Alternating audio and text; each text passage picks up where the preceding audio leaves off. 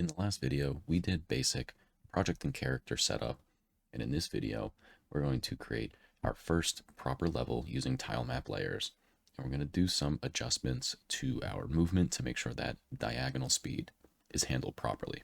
So before we get really started, let's go down to our scenes folder.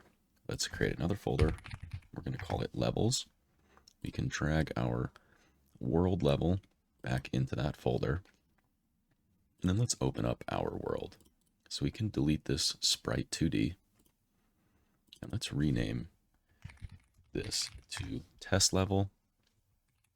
And then let's also rename the file to just be test level so we don't get confused. The first thing that we're going to do in this test level is we're going to add a node called tilemap layer. Previously, you would be able to use tilemap, but it's been deprecated in favor of tilemap layer moving forward. So inside of tilemap layer, we are going to need to click into it, and in this tile set, we want to go to the right and click new tile set. Now you'll see down on the bottom, we have tile set and tile map. We want to click into the tile set, and this is where we're going to add our sprite sheet for our environment. So I'm going to add this into a new folder in our assets. We're just going to call this environment. And off screen, I'm going to add the asset that we're going to be using into this folder. And you can find the link to that in the description. It'll also be in the GitHub repository for this project. So you can just download the assets directly from there if you'd like. Okay, so we're going to be using what we call the forest. And we can click yes on here. It's going to automatically select all the tiles that it thinks we're going to use automatically and not select any of the transparent tiles. So we're going to set up a really basic level. And in order to do this, let's minimize this a little bit. We don't need to do anything else in the tile set, but if we go to the tile map, this is where we're actually going to click and select what tiles we want to paint. So for this one, I'm going to select, this is the only true green grass tile. We can add some grass effects to this later, but let's select this green tile, and then we're going to select the rectangle, and let's just make a rectangle. So now we have green. And then we can go in and kind of just start building this out and make it look nice. So let's, I don't know, let's make a cave. So I don't want to do the rectangle anymore. Let's do something like this. And then we can use these other tiles to just start building this out. So we'll have something like this. Increase this up here. Round it out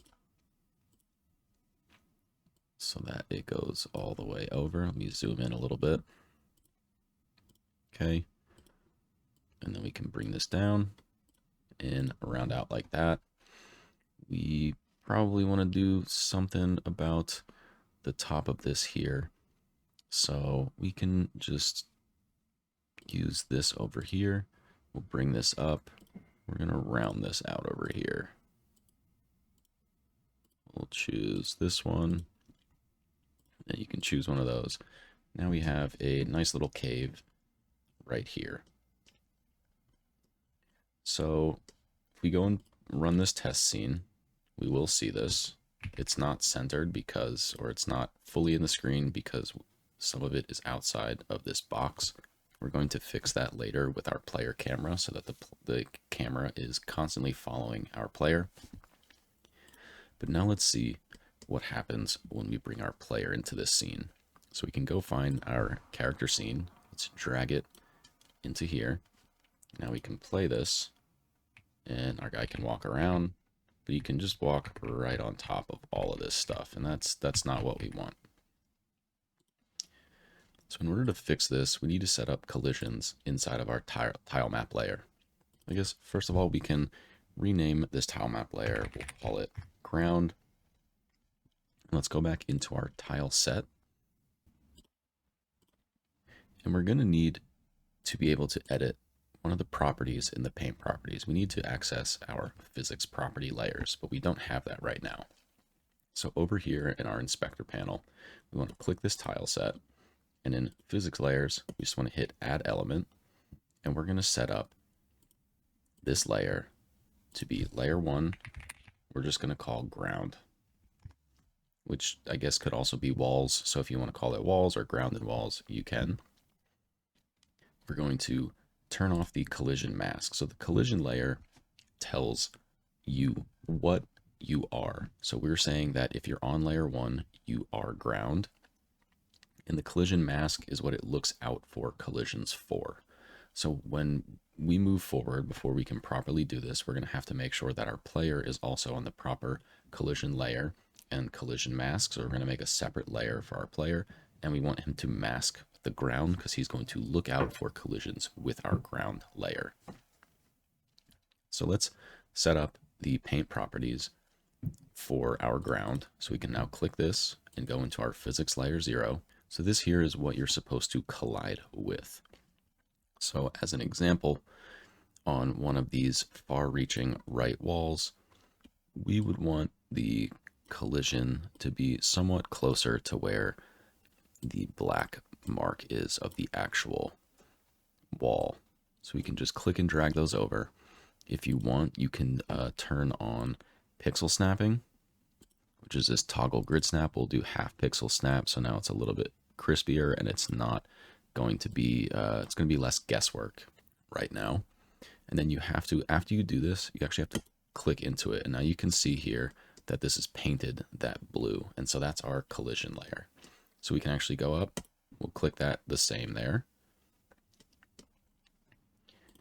We don't want to do the same here, but what we're going to do is we're going to do these walls first. So we can click this wall, and then what we're going to do is we're going to flip horizontally, click and click.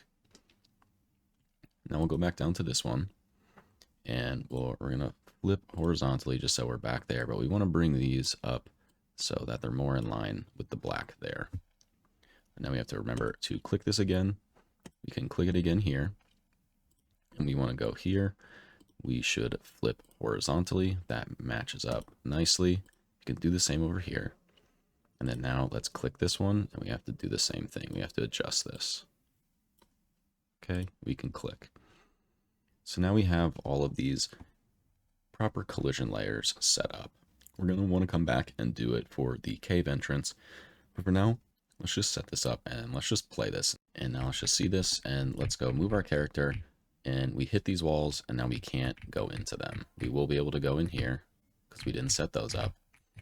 But these here, we can not walk into. Okay? And the reason that our player is not able to walk through these walls, even though we haven't really done anything on our collisions, is that in our character, let's go to the character scene. In the default collision for any new node that you're making, if it's not inheriting from something else, is going to be layer 1, mask, layer 1 as well. So we are not a ground, so we're going to unclick that, but we are masking for layer 1. So we are looking out to collide for layer 1, and it is using our collision shape, which we made, to figure out what exactly it's going to collide with. So this collision shape is interacting with what we just painted inside of this tile map layer. So let's go finish up the cave, just so we can't walk into the cave. So let's make this a little bit bigger. And so we want to go into our tile set. Now we want to start, we can do the same thing for here across the board. Okay, that's actually all we should have to do right now. We don't need to cover this. We're not ever going to enter that at any point. So that should be good for us to now test this scene. And we should not be running in to any of these. We should not be able to get in. We'll work on actually letting our player enter a cave at some point. But for right now, this is good. While we're working on collisions, let's just go back to our character, and we're going to give a collision layer specifically for our character. I'm going to move this to layer 5 so we can type in our player. This is going to be more impactful later, but still good habit for us to be assigning a collision layer to our player. So with all that being said, when we play this now, our character can still, we want to play the test level. When we play this, our character can still go anywhere, right? Like we don't know where he is right now. He's walking all over the place off screen. So for the purposes of this, let's build some barriers for him so that he can't walk past certain things. So let's go build out this level a little bit more. Let's bring up our tile map. And we can use the eraser. We're going to erase some of these. We can redraw in the green real quick. And what we're going to do, we're just going to extend this all the way so we actually have some barriers here. We'll have this extend up. We don't need to fully close this off, but we can do that just for the sake of completing this. And we'll draw that.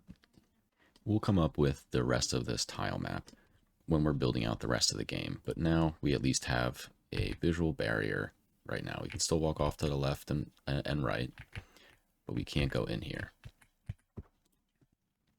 So while we're at it, let's just add a house for our player. We're not going to be able to enter it, but let's add this house. So we're going to add an asset, which will again be in the link in the description. And it is going to be called, it's called our blue house. You can rename this as you wish. And what we're going to do here, we're actually going to create a new tile map layer. So we're going to create a new tile map layer. You could do this inside of the existing one, but I think it's going to be easier for us to separate this. We can call this our house, or you could call it ground object, since there's going to be more things that pop up on top of the ground. We need to go into our tile set and make a new one. Click the tile set tab, and we can drag this blue house right now. We're going to hit no, since we're going to do some modifications here. So this asset is actually animated. So if you scroll through here, you can see that there's smoke popping out of the chimney here. So in order to handle this, we need to create a large tile. So what we're going to do is go to this top left tile, and while you're holding shift, click it and drag it to cover all of these tiles. We're going to go to select, click it, and now we're going to add some animation. So you're going to want to open this animation tab. Now we need to figure out how many frames we are going to do. So every time we add an element, it automatically extends it. So we want to make sure we're covering all of these tiles. Okay. And we want the duration. 1 second is too long for the chimney smoke. So we're going to change all of these to 0.1. Okay. Now when we save that, we want to go here and we can click our tile map and see now when I hover over this, I can't select anything individual. This is just our house. And now when I place our house, it places over the tiles that we've already made. That's why it was important for us to have this. This order here for the ground and house. If I switch it, our house is gone. Same thing with our player. If we put our player behind these tile map layers, you won't be able to see him. So now we have this house. You can see it animating already. And we click into our test scene. We have our animated house. So we do need to create our physics layers for this also. So we want to handle this a little bit differently because we want our player to be able to walk behind the house, right? Like we don't want him to not be able to walk just up to the roof when this is our view of the player is from this angle. So we're going to go to our house. Let's make this bigger. Go to our tile set. We need to make sure we're in it. We have to create a new physics layer. So click into your tile set, go to the physics layer, add a new one. This one can also be ground. It does not need to be a mask. Then we can select our physics layer here, and we need to go in and create this. So we're gonna have to zoom out. Let's make this bigger so we can actually see what we're doing here. So I think what we're gonna do, we're gonna make it go to the end of our house over here. And it looks like maybe, I don't know, we can call it this far back, right? Let's turn on pixel snapping. Okay. Doesn't have to be exact. We can always tweak this whenever we want. Oop. Let's draw this one out. Okay. And now you can see we have some weirdness here. So if we click in here, we can add additional points so that we can make this a little bit more dynamic, so it's not so rigid as to where we can and can't go. So I think that looks a little bit better. We could do the same thing over here if we would like.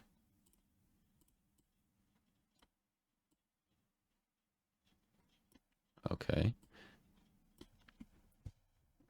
All right, so now I apply this here. This will apply throughout all of our animated tiles, so we don't need to adjust this for all of them. It applies throughout the entire thing. So now we can get out of this tile set, and now let's go test this out. Okay, can't walk into it yet.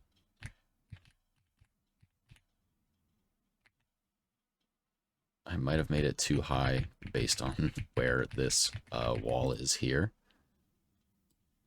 So a way for us to test this out is if we hit the editor settings here, sorry, the debug settings, we can do visible collision shapes. So now when we run this, I can see the collision shapes. So yeah, I made this too big here. I want to bring this down a little bit lower. So let's go back into our tile set and we're going to repaint this. So we're just going to bring this down right now to about here. And then we have to make sure you re-click back on this to apply your changes. And let's go back to our tile map and let's select this tile. Okay, I can't do that. So what we're going to do, we're going to erase this. Erase this tile. And we're just going to go and place a new one. Make sure you unclick the eraser. Let's bring the house a little bit more over like this. So now when we play this, we can still see our collision layers. Can't walk in here, but I can walk behind the house. So now we're seeing another issue where our player is, because it's the last node listed in our test level, he's appearing in front of our house, which that's also not what we want. We don't want him to walk on the roof. So we need to go in and modify a couple of things here in our tile map as well. Because of the ordering of our nodes here, our character is the most upfront thing that's going to be rendered on our screen.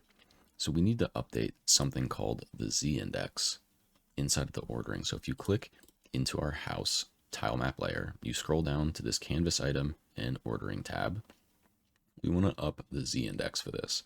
So the Z index controls in order that the nodes render. So a higher Z index will appear in front of something that has a lower Z index. So in order for us to fix this, we can crank this up. I'm going to put this up a few more than I probably need to, just to ensure that our player will go behind it. So now when we test this scene out, we properly walk behind it. And that's more of what you would expect from this perspective of a game. Okay, so let's go back into the debug options. Let's turn off visible collision shapes. And the last thing that I want to demonstrate for this part is our diagonal movement is a little strange. So if you see how fast we walk here, if you walk diagonally, it seems like you're walking a little quicker than if you are just walking left and right. Like, you shouldn't be able to move diagonally that fast. You want it to be at the same pace as left and right. So we need to make a couple of small changes to our character script. So let's go back into the character script. First thing that we're going to do, we're going to bump down this velocity. And we're going to add an if statement before we actually assign the velocity. We're going to check if the direction has a length that's greater than 0. If it does, we're just going to normalize the direction. So now if we are in our test level, our horizontal and diagonal speeds should be much more in line, and you're not going to be moving much quicker when you're going diagonally. You shouldn't be moving quicker going diagonally. Okay. Now we want to handle our idle animations, because right now we're always idling down, regardless of what's going on. So we're going to need a reference to this direction. We can handle this in a couple of ways, but I think what we're going to do right now is we're going to make a new variable called last direction. We're going to make it a vector2, and we can default this to vector2.down. And we're going to use this down here in this else block. We're going to do if our last direction .x is less than 0. We're going to go into our animation player and play our idle left. Else if our last direction .x is greater than 0, we're going to go to our animation player, play idle right. Just fix the formatting here. Do another else if the last direction .y is less than 0. We're going to do animation player play idle up. Otherwise, animation player play idle down. We also need to add a place where we assign last direction because we're currently not doing that right now. So inside of physics process, we're going to check if the direction doesn't equal vector2.0, then our last direction will equal our direction. So now if we go in and we play our test level, we stay in our idle, depending on the direction that we were last in. One thing that I did notice too is in our idle left, his legs are spread apart. So to quickly fix this, we can go into our animation player, find the idle left, click it, and the right frame is actually going to be 41. So now when we go test this out, we are idling properly. And the last thing that we're going to do in this tutorial is we're going to set up a really basic player camera. So we can go to our character scene and we're going to add a camera 2D node. And now when we go play our test level, we have a camera that follows our player automatically.